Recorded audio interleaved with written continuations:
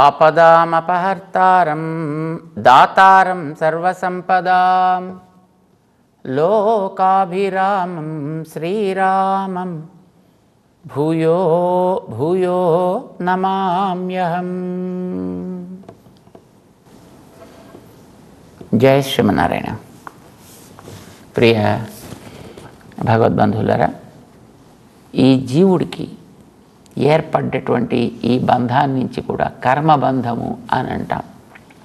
ఈ కర్మబంధం తొలగాలి అనంటే ఆ తొలగేది కూడా ఏదో వీడికి ఇబ్బంది పెట్టి లేకపోతే తొలగించే తాను ఇబ్బంది పడి తద్వారా వీడి ఉనికికే ప్రమాదం కలిగేటట్టు చేయడం కంటే అది సుఖంగా వీడు బంధం నుంచి తొలగి బయటపడాలి అనంటే ఏం చెయ్యాలి అనేది కృష్ణుడు అనేటటువంటి డాక్టర్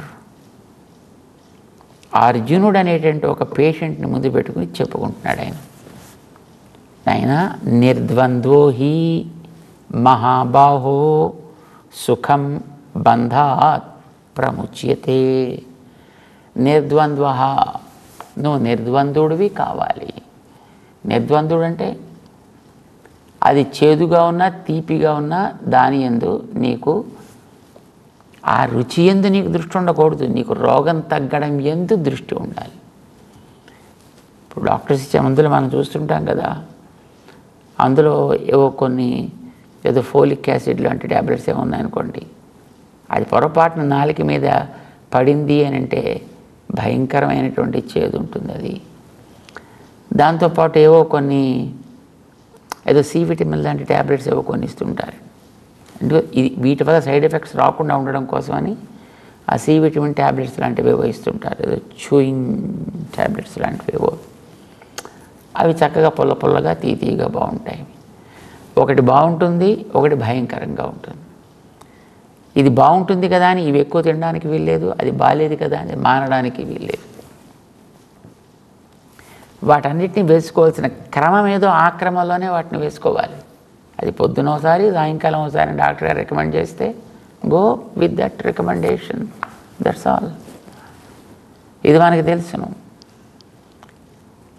అలా మనకి ఒకదాని యందు అతి ప్రేమ, ఒకదాని యందు అతి ద్వేషము పనికిరాదు. అది ఒక కోర్సు కనుక తీసుకోవాలి, కనుక తీసుకో. నిర్ద్వంద్వుడు అంటాం వాడిని, ద్వంద్వాతీతుడు అని అంటాం వాడిని.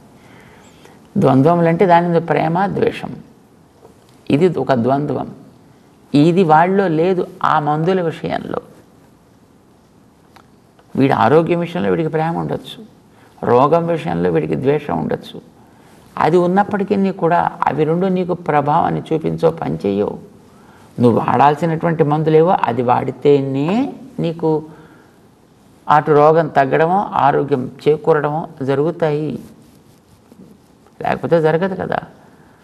అట్లానే మనకి ఏర్పడ్డటువంటి ఈ సంసారం అనే వ్యాధి, కర్మబంధం అనేటటువంటి వ్యాధి సుఖంగా తొలగాలి అనంటే ముందు నీకు ఏర్పడాల్సింది నువ్వు చేసే కర్మల యందు ద్వంద్వములు రాకుండా ఉండు. పనులు మానడానికి వీల్లేదు, పనులు చక్కగా చేసుకో. నా ద్వేష్టి నా కాంక్షతి, దేనిని అతిగా ప్రేమించకు, దేన్ని అతిగా ద్వేషించకు. అప్పుడు నీవు ద్వంద్వ అతీతుడవు, ద్వంద్వ రహితుడవో ద్వంద్వ అతీతుడవో కాగలుగుతావు, నిర్ద్వంద్వుడవు కాగలుగుతావు. అప్పుడు ఏమవుతుంది, నీకు సుఖం బంధాత్ ప్రముచ్యతే. నువ్వు హాయిగా వేసుకోవాల్సిన టైంకి ఆ డోస్ వేసుకుంటున్నావు, you are happy. Whether you are happy or not, that is not a matter at all. You are doing your duty. నీ బాధ్యత ఏదో దానికి నువ్వు కట్టుబడి ప్రవర్తిస్తున్నావు. ఏది నీకు ఆ డాక్టర్ కానీ ఆ డాక్టర్కి సంబంధించిన వ్యక్తులు కానీ నీకు ఆదేశించారో వారి ఆదేశాన్ని నువ్వు అనువర్తిస్తూ వెడుతున్నావు, ఫైన్. ఆ అనువర్తిస్తూ వెడుతున్నంత వరకు నీకు ఏదైనా చికాకులు వచ్చినా, ఇబ్బందులు వచ్చినా, ఇతరమైన శ్రమలు కలిగినా వాడు చూసుకుంటాడు. వాడు దాన్ని అతిక్రమించి నువ్వు నాకు ఇది ఇష్టం అండి, నాకు అది ఇష్టం అండి, కనుక నేను ఇవే తింటానండి అంటూ ఆ సి విటమిన్ ట్యాబ్లెట్స్నే 10 మంది 10 ట్యాబ్లెట్స్ శుభ్రంగా నాన్ స్టాప్ ఒకదాని తర్వాత వరుసగా తినేస్తున్నాను అనుకో, నాలుగు కాస్త శుభ్రంగా బర్న్ అయ్యి కూర్చుంటుంది.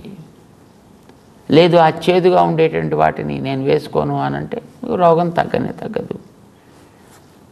లేదు అవి మాత్రమే నేను వేసుకుంటాను, ఇది వేసుకోను అనన్నా ఈవెన్ అది కూడా మంచి పద్ధతి కాదు. అంచేత ఆయన మొట్టమొదటి నీకు అలవడవలసినది ఏమిటి అంటే ద్వంద్వరాహిత్యము, ద్వంద్వరహితుడవు కావాలి. దీన్నే చెప్తున్నాడు 4వ శ్లోకంలో 5వ అధ్యాయంలో 4వ శ్లోకం 3వ శ్లోకంలో జ్ఞేయ స నిత్య సన్యాసి, అలాంటి వాడు మాత్రమే సరి అయినటువంటి రీతిలో తన యొక్క కర్మని న్యాసము చేసిన వాడు అవుతాడు. భగవంతుని యందు వాడు న్యాసం చేసిన వాడు అయ్యాడు. వాడు దానివల్ల వాడు నా ద్వేష్టి నా కాంక్షతి, వాడు దేన్ని ద్వేషించడు, దేన్ని కాంక్షించడు, కానీ పనిని మానడు. వాడు కర్మయోగి. వాడికి ఇప్పుడు ఏర్పడ్డటువంటి యోగ్యత ఏమిటి అంటే ద్వంద్వరహితుడు కావడం. ఏమవుతుంది వీడికి ఫలితం ఏమవుతుంది? సుఖం బంధాత్ ప్రముచ్యతే. వీడికి ఉండేటువంటి కర్మబంధం నుంచి వీడు హాయిగా బయటికి రాగలుగుతాడు సుమా. అయితే మనకి ఏమనిపిస్తుందంటే చెప్పడం సులభం అండి, ఆచరించడం ఎవడు చేస్తాడండి దీన్ని? ఎవడైనా ఆచరించిన వాడు ఉన్నట్టండి అలాగా? ఎక్కడైనా ఉన్నారండి ఇలాంటి వాళ్ళు? ఇలా అనిపిస్తూ ఉంటుంది మనకి మన చరిత్రలోకి వెడితే ఇలాంటి వాళ్ళు మనకి ఎందరో మహానుభావులు కనిపిస్తారు. అలాంటి మహానుభావుల యొక్క అనుభవాల యొక్క సారముగా మనకి అందినటువంటి చరిత్రను ఒకసారి మనం గమనించాలి. రామానుజ పరంపరలో మహానుభావులు ఉండేవారు, ద్వంద్వాతీతులై ఉండే మహానుభావులు, కురేశ మిశ్రులు లాంటి మహనీయులు, వేదాంత దేశకులు వంటి మహాజ్ఞానులు.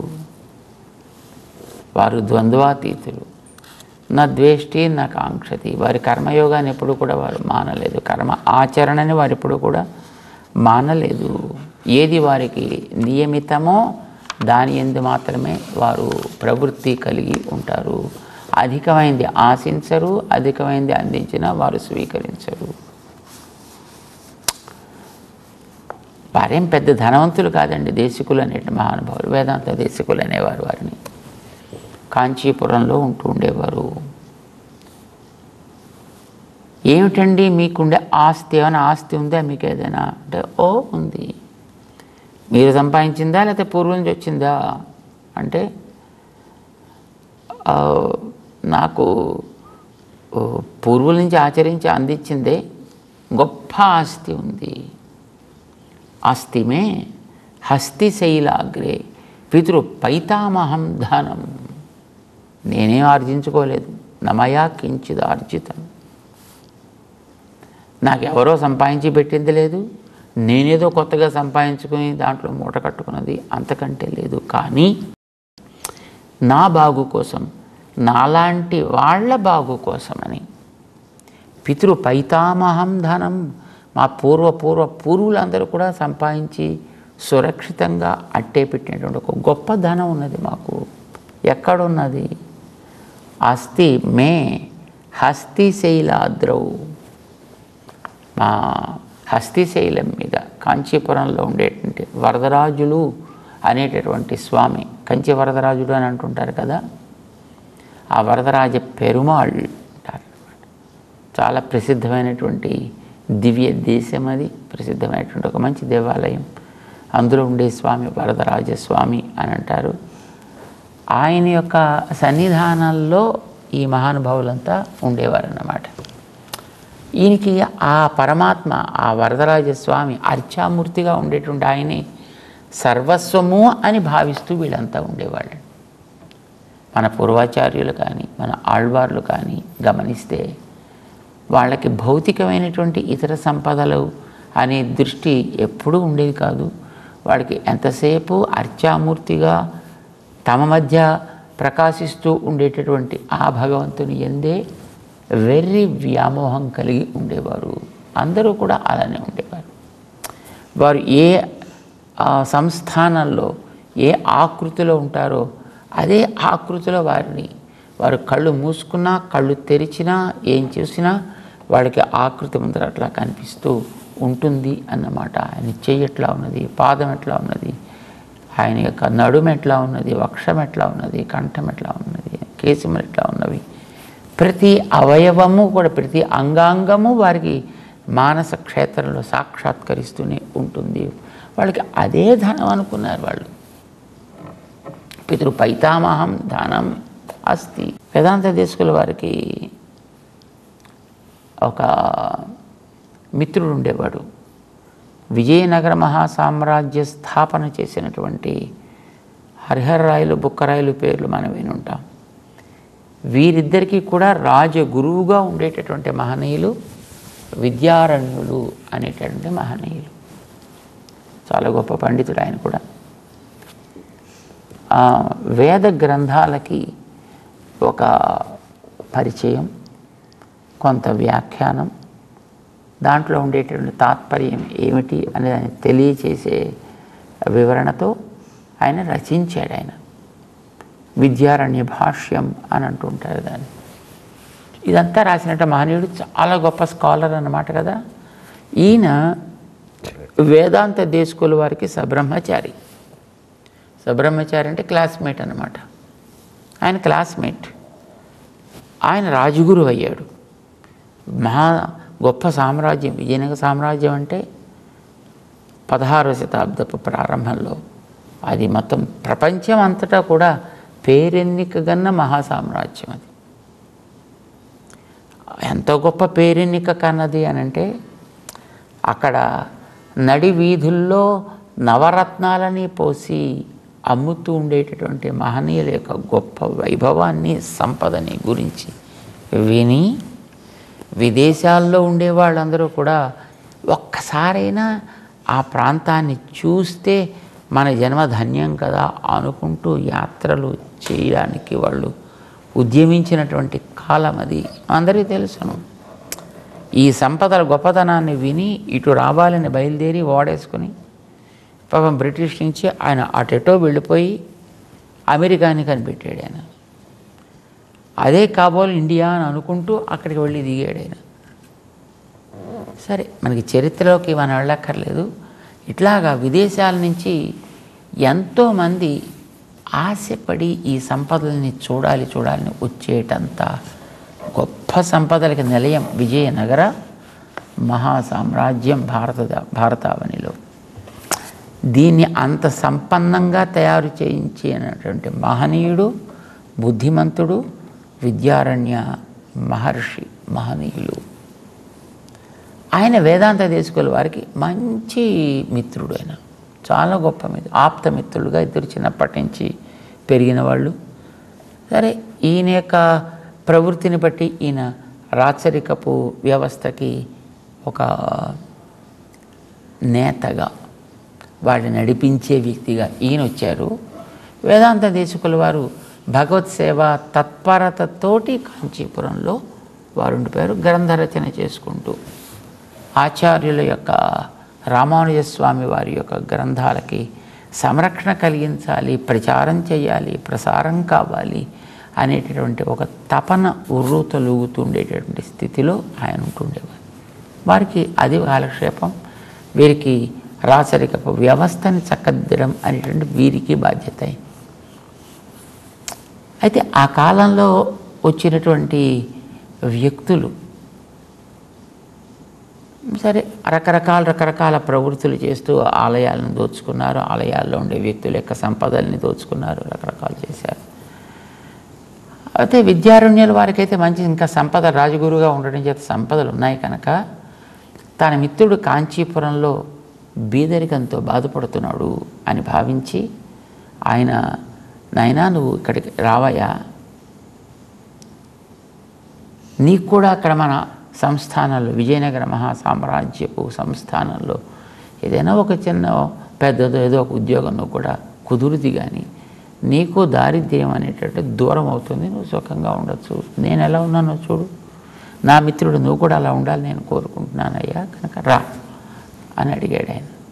దానికి ఆ వేదాంత దేశకుల వారికి ఉండే నిష్ఠ ఎంతటిది అనేది మనకి తెలుస్తుంది అన్నమాట. వారికి భగవంతుడు ఎందు ఉండేటువంటి ప్రేమ ఎంత గాఢమైనది. ఆయన ఓ 5 శ్లోకాలు రాసి పంపించాడండి విద్యారణ్యుల వారికి. ధనవంతులు రాజ్యపాలకులకు ఉండేటటువంటి దురహంకారం ఎట్లా ఉంటుందో నాకు తెలుసా. అలాంటి వాళ్ళ ద్వారం దగ్గర నిలబడి దేహి అని అడుక్కోవడం అంత నీచం మరొకటి లేదు. సర్వలోక శరణ్యుడైనటువంటి స్వామి పాదాల దగ్గర చేరి దేహి తవ దయాం అని అడుక్కోవడం ఇది శ్రేయస్సు తప్ప క్షుద్రమైనటువంటి సంపదలను అడుగుతూ ఉంటాయా? వారు ఒక శ్లోకం రాశారండి. కాచాయ నీచం కమనీయవాచ మోచాఫల స్వాదుముచా నయాచే దయా కుచేలే ధనద కుచేలే శ్రితే కుచేలే శ్రితమా కుచేలే.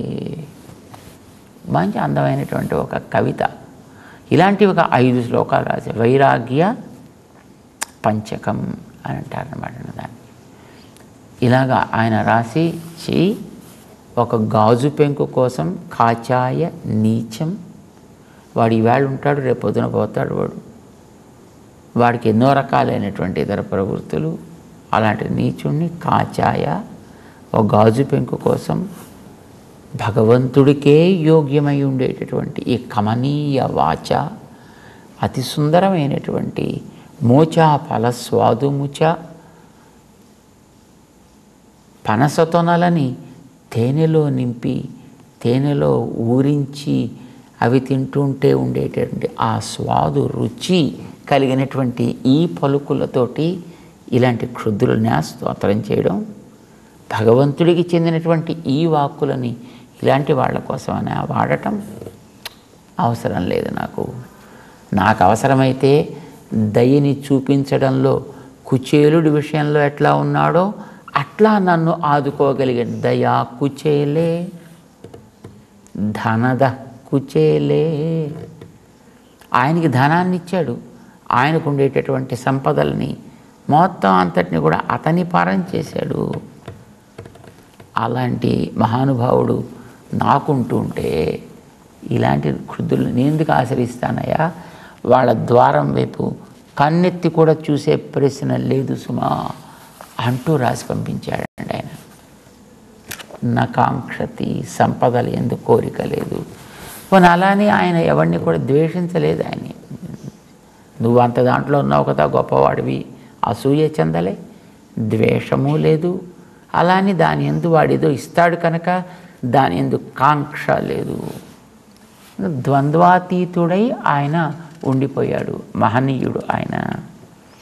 భగవంతుడు నా ఎందు ఉండే ప్రేమ చేత ఆయన చూసుకుంటాడు తప్ప నాకు మిగతావన్నీ ఎందుక ఇలా అన్నాడు నా మహనీయుడు. అయితే ఇలాంటి వాళ్ళని పరీక్షించి నిజంగా ఈయనకి ఇంత వైరాగ్యం ఉందా, నిజంగా అలా ఉంటాడు అయినా పరీక్షించాలనుకునేవాళ్ళు చాలామంది ఉంటారండి.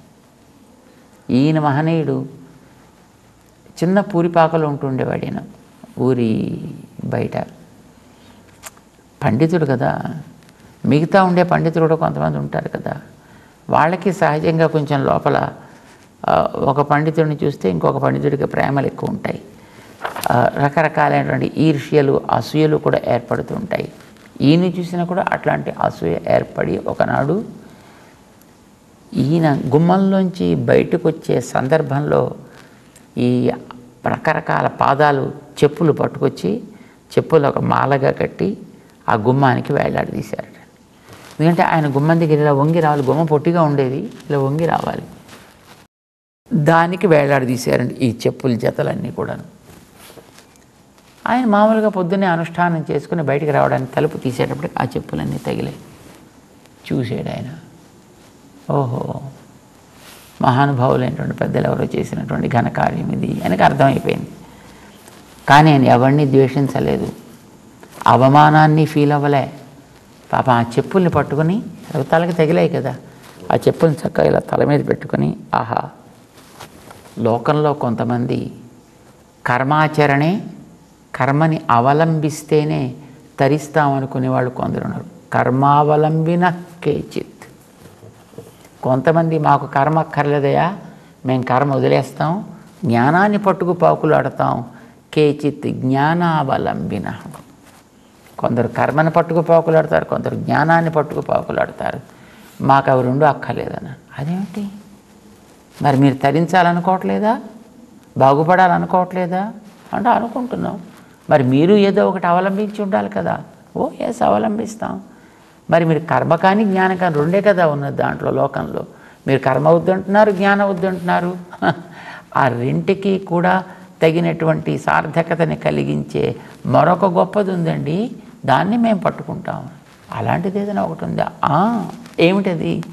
వయంతు హరిభక్తానాం పాదరక్షావలంబిన, హరిభక్తుల యొక్క పాదరక్షల్ని మా శిరస్సుకి అలంకారంగా ధరించగలిగే వ్యక్తులం మేము కనుక మాకు సాటి ఎవ్వరు కనుక. హరిభక్తుల పాదరక్షలు తలల మీద పెట్టుకుంటే ఆ హరిభక్తులకు దయ కలుగుతుంది. హరిభక్తుల దయ కలిగితే హరిదయ కలుగుతుంది. అలాంటి అహైతుకి హరిదయ కలిగినట్లయితే మిగతా అవరోధాలన్నీ వాటంతా తొలగిపోతాయి, బంధాలన్నీ తొలగిపోతాయి, దరిద్రాలన్నీ కూడా దూరం అయిపోతాయి. కావలసినటువంటి ఆనందధామ హస్తగతం అవుతుంది. కనుక మాకేం లోటండి అనుకున్నాడండి. ఆ వ్యక్తిలో ఒకళ్ళు అవమానించారు అనేటటువంటి ద్వేషం వాళ్ళేంది పెట్టుకోలే. ఇదేదో తనకేదో వచ్చేసిందే అనేటటువంటి ఒక జుగుప్స తనలో పెట్టుకోవాలా. వాళ్ళని ద్వేషించలేదు, తన స్థితిలో తానున్నాడు ఆయన. ఏది ఎదురైతే దాన్ని అనుకూలంగా భావించాడు ఆయన. సుఖం బంధాత్ ప్రముచ్యతే, ఇలాంటి మహనీయులే కర్మబంధం నుంచి సుఖముగా వాళ్ళు విడుదల పొందుదరు.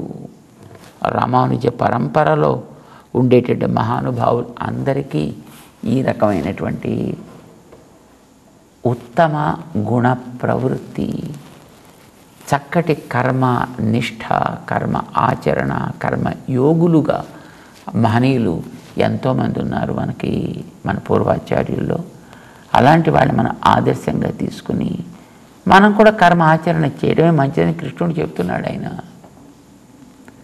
అంచేత కర్మ సన్యాసం కాదయ్యా చేయాల్సింది, కర్మ ఆచరణ చేయాలి, కర్మ యోగమును అవలంబించాలి, బాధ్యతల్ని సవ్యంగా నెరవేర్చాలి సుమా. బాధ్యతను తప్పించుకుపోవడం అనేటటువంటిది సరికాదు.